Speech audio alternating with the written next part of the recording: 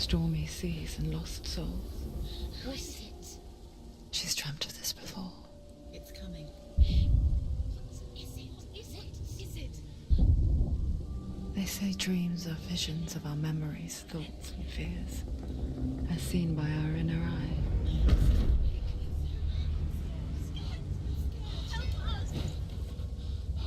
But what if each one of us is always dreaming, even when awake?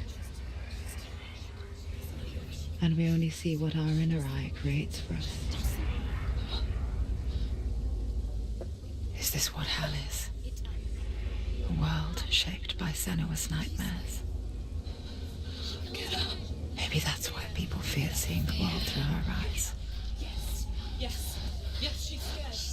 Because if you believe that Senua's reality is twisted, you must accept that yours might be too.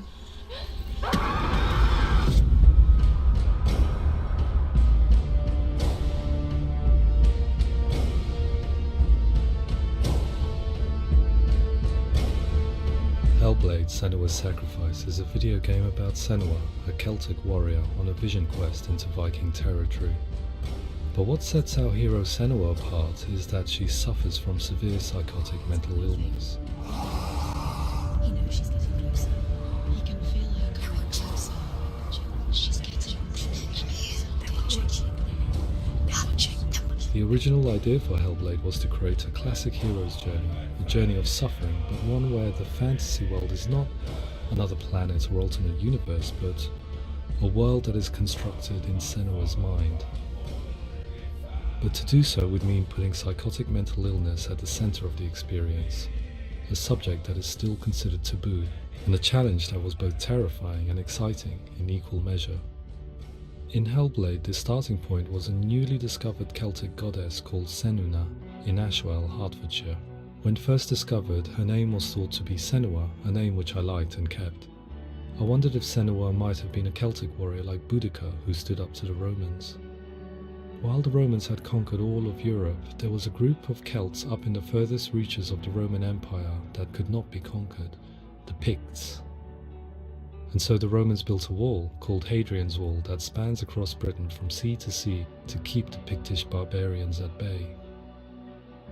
The Picts were known for their war paint, painted on with woad, and their matted hair clumped with lime. And so Senua would be a barbarian Pict in this image. What's your name? Senua. I haven't seen you before. I don't live home much. Oh, Zeno's daughter. I have to go. Wait. Orkney is off the coast of Scotland and was inhabited by the Picts, steeped in history and mystery, and so I made Orkney Senua's home and set the stage for a crisis. In the late 8th century, the first Vikings landed on the Orkney Islands. The population of the Picts crashed thereafter, replaced by the Norsemen of the 9th century. Were they wiped out? We don't know for sure, but it would seem likely given the reputation of the Vikings. The Northmen's brutality is legendary. High-ranking leaders and chieftains of the tribes they conquered were often offered as sacrifice to their gods. The most brutal of these sacrifices was known as the Blood Eagle. I imagine Senua as a young female warrior who returns home from exile to find her partner, Dillion, brutally sacrificed to a Norse god by these hellish warriors from a faraway land. I imagine the horror of this moment and how it would have dragged her deep into mental torment.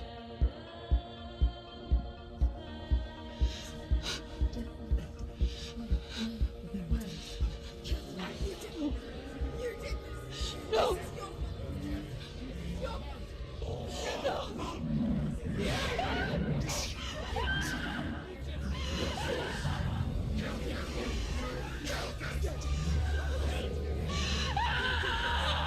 I came to learn that the Celts had a sophisticated and nuanced perspective on the nature of mental disorder. One term they used was gelt. A gelt is a man or woman who has been driven mad by a curse, battle trauma, or grief. The gelt would take to a life in the woods in search of penance, punishment, and purgation. And so Senua became a gelt, cursed by darkness, looking for redemption in the wilds. Another word the Celts used in reference to mental disorders was truth, meaning fool, or Liar. one who utters the words of God. They tell of the mad sinner who flees battle into exile and takes on a beastly nature, growing feathers on his body. The character called Truth in Hellblade is based on a little-known person called Findan, an 8th century Irish Celt who was captured and enslaved by the Vikings, but eventually escaped to Orkney where he became a monk. I will tell you my stories of hell, if I may walk with you. Upon meeting Senua, it would be his stories that fuel her quest deep into their world of gods. The Northmen say the world will come to an end. The sun will grow black, the earth will sink into the sea, the stars will disappear, fire and water will meet, flames will play against the sky, the heavens and earth and all the world will be burned, all the gods will be dead, and the warriors of Valhalla and people everywhere. Prepare yourself for Ragnarok, for it is nigh. So the stage was set for a new adventure, a journey into the Norse underworld called Hell, a vision quest fueled by madness and myth, a fantasy that was created by Senua's own mind, and one that we would experience through her eyes. This is your mission. This is your quest. There is nothing else left. To make a game about a warrior with psychotic mental illness as its central theme was fraught with danger. Mental illness such as psychosis is still taboo and rarely acknowledged in a century of cinema, never mind the new medium of games. Where it does feature, it often conflates psychosis and psychopathy associated with a lack of empathy. It is unfortunate that these two words sound so similar that they are used interchangeably in media. I must admit that I didn't have to look very far to discover my own ignorance of the subject. So we reached out to Paul Fletcher, psychiatrist and professor of health neuroscience at University of Cambridge. Psychosis is a descriptive term, and it refers to having a loss of contact with objective reality. So it's characterized by two main sets of symptoms. One of them is hallucinations, where somebody experiences perceptions when there is no actual objective thing out there to perceive. You're already dead. Who are you? And the other is delusions, where somebody comes to very often bizarre, unpleasant, frightening beliefs when there's no good evidence in favour of them. There's no doubt about it. The source of the darkness is in Helheim, and the goddess Hela holds his soul there. We reached out to Welcome, a biomedical research charity that spends billions on research and awareness programs aimed at improving health. Mental health hasn't always been presented in the media in a way that is particularly helpful. It can be challenging to engage people with the subject matter, and there are a lot of preconceived ideas about mental health, and particularly schizophrenia and psychosis. So we hope our support allows the team to continue to collaborate with Paul Fletcher and with those who have experience of psychosis to create a game that provides a fresh perspective on the condition and allows audiences to engage with it in a way that just wouldn't be possible in any other medium.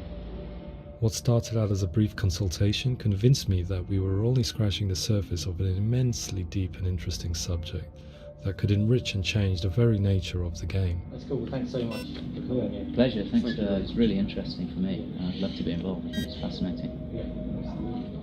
Absolutely. Our understanding of psychosis is still very much a mystery, and ways of treating it are still primitive compared to physical illness. After all, it is easy to see the pain and suffering caused by physical diseases or physical trauma. It is not so easy to see the mental suffering and trauma of severe mental illness. But what if we could find a way to see it? Games are capable of drawing you in for hours on end, playing the role of a character who is different from you, experiencing their perspective, and actively involving you in a world that functions with a different set of rules. That voice is not a kind voice. That voice calls you to your death. It's an evil voice. If we were to represent Senua's psychosis, we would have to simulate voice hearing, a common attribute. But how can we simulate something we have no first-hand experience of? Professor Charles Fernyhough, a leading expert in voice hearing from Durham University, offered his help. Hearing voices is an experience that is usually associated with severe mental illness, and crucially we know that hearing voices is a part of ordinary life for many people who don't meet the criteria for mental illness. Yeah. Oh, that's not him in real life. We know voices vary according to where they appear in space. Voices can appear far away in the distance, they can appear right there in your ear, they can seem to be coming from inside your head. Based on the information Professor Fernie Ho provided, I put together a sound brief and invited some actors to the studio. We recorded the actors using a binaural microphone, which records the 3D spatial position of sound, replicating the way sound is heard by human ears. It gives you an incredible sense that the person you are listening to is right there beside you.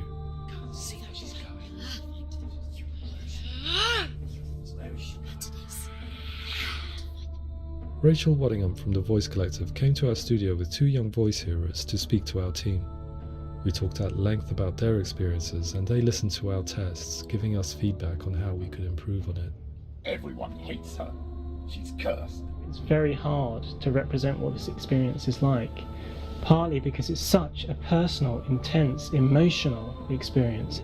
It's testament to how Ninja Theory have been listening to what the researchers are saying, but also, crucially, listening to the experts by experience. What they've come up with is so compelling. It's by far the best representation I've heard of what these experiences are like.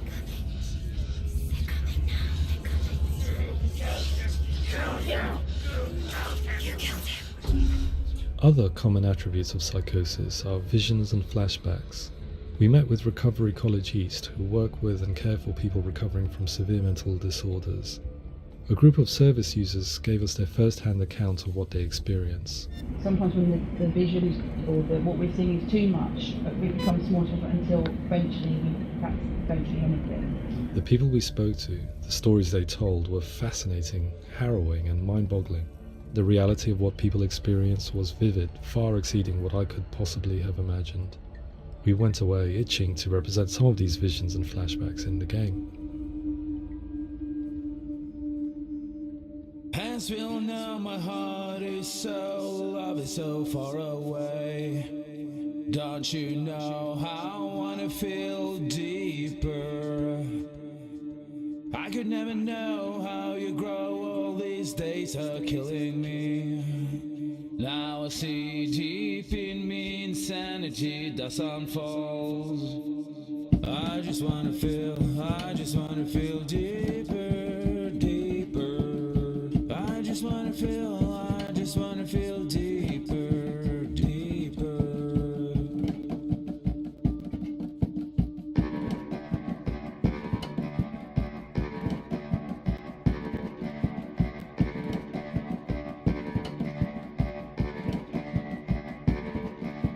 Hands will know my heart is so, love is so far away.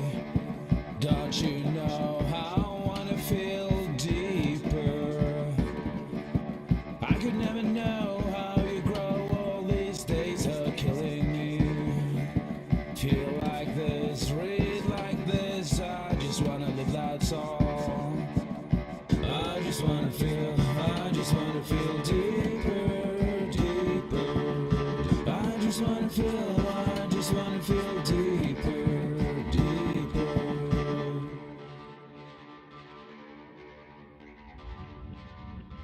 To refine our work, we continue to hold meetings with Recovery College East over the course of a year and a half, showing them what we had achieved so far and refining the in-game representations based on their feedback.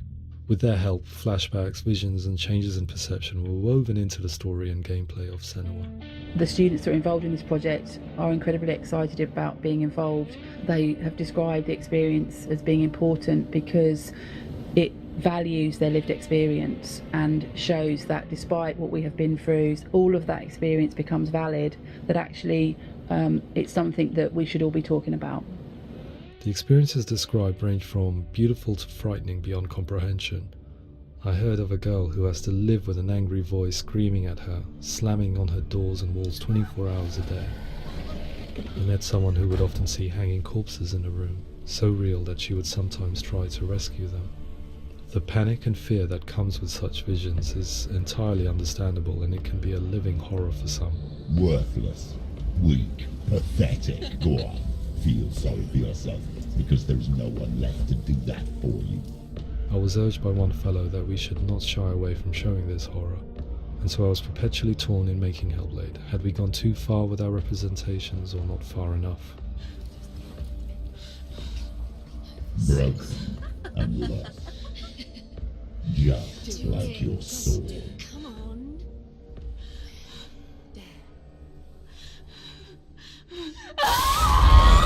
In some ways, voice hearing and visions were the low-hanging fruit, so to speak. There's another aspect of psychosis that is much harder to explain, but one that I think video games are uniquely able to represent, which are often called delusions. People begin to see patterns in the world. They begin to link things that most people wouldn't link. Most of the things that we might think would be coincidence or, not worth commenting on. Nevertheless, that might have a particular salience or importance for them. One individual described how everyday words, sounds, colours and objects were steeped in meaning to him, forming a strange and sinister puzzle that he was determined to solve but could not quite get to the bottom of. It's not just brain dysfunction. It's not like the system shut down. It's actually an incredibly creative process. The person creates a world populated with voices and phantasms and terrors, and they're completely immersed in it. They believe in it.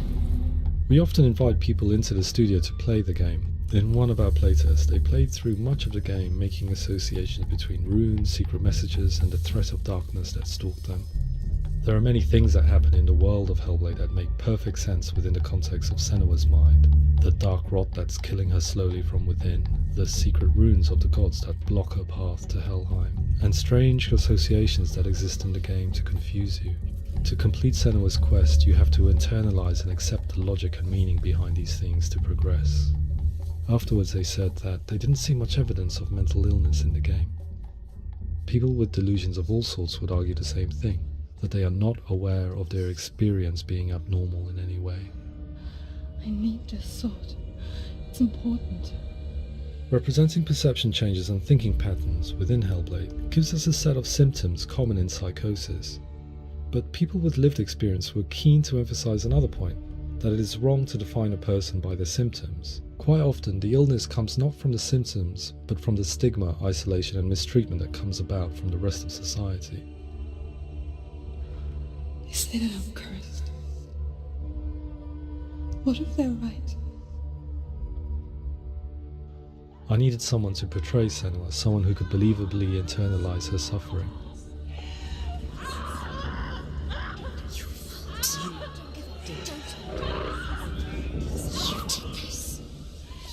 Melina Jurgens, our video editor, had been a stand-in for Senua over a few months while we perfected our motion capture techniques.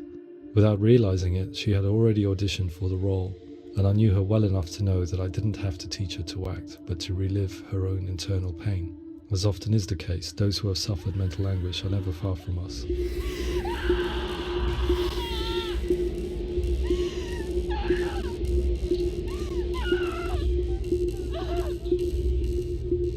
My hope is that by creating a compelling and aspirational character in Senua who feels very much real, albeit in a fantasy setting, we can provide a lens into her reality, a different one to yours, and this is where storytelling comes into play.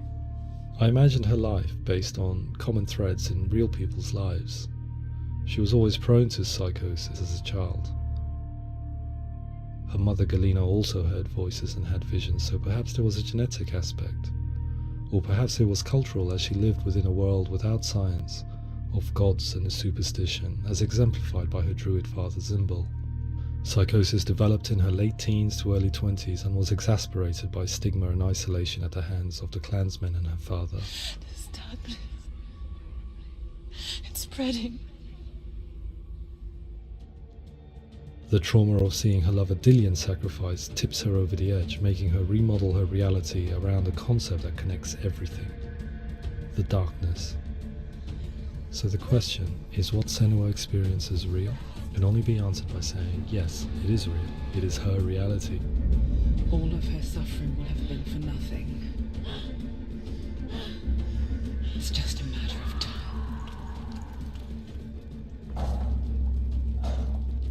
Towards the end of the project, service users and professionals that had collaborated with us were invited to see the near-final game. It was a chance to see if the game had reflected their views or if it had misrepresented them.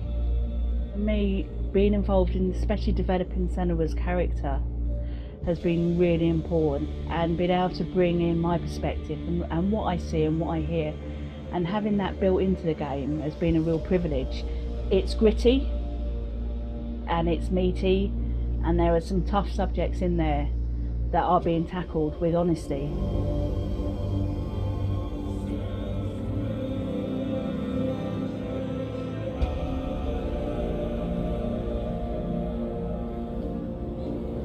I was blown away by it today, absolutely blown away. It was just fantastic to get the opportunity to use our lived experience in a very creative way. There's nothing tokenistic about the work we've put in. It feels like we've been listened to, things have been taken on board, and I think there was a lot of realism in the game itself, and it feels very authentic.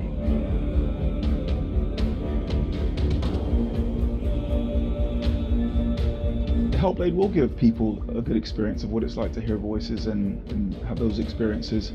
I'm glad that the guys at Ninja Theory kind of asked us to come along and help them build an experience that's positive when it comes out, and get myself a copy and have a go.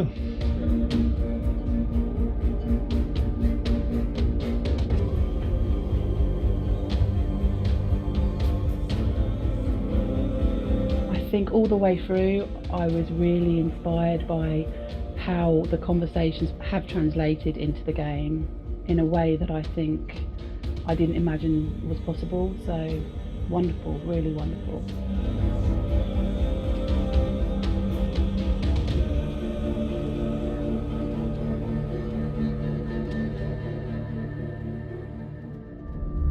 I really hope that others will follow the lead they've set and use the power of something like a video game to change people's perceptions, to increase understanding, and ultimately to make some of the stigma around voice hearing and other experiences go away.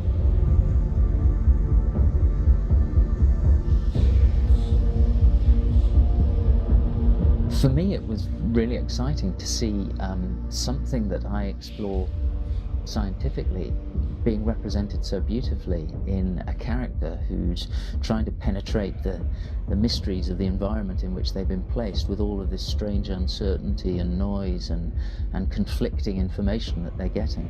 I'm very excited by this way of trying to represent mental illness, because I think it actually might be offering us insights that we wouldn't get from pure scientific explorations, and actually giving us quite an empathic view of what it might be like.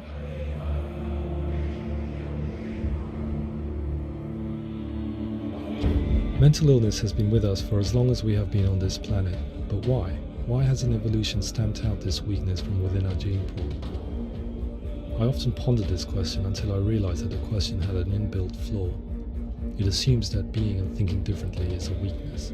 The only reason we have computers, spacecraft, medicine, poetry, art, and yes, even video games is because individuals were able to simulate new abstract realities in their minds and share them with the rest of us. We need people to be willing to see differently in order for us to progress and survive as society. And we need to be open to these new ways of seeing. And it is this spirit that motivated me to create Senua's story and share it with you.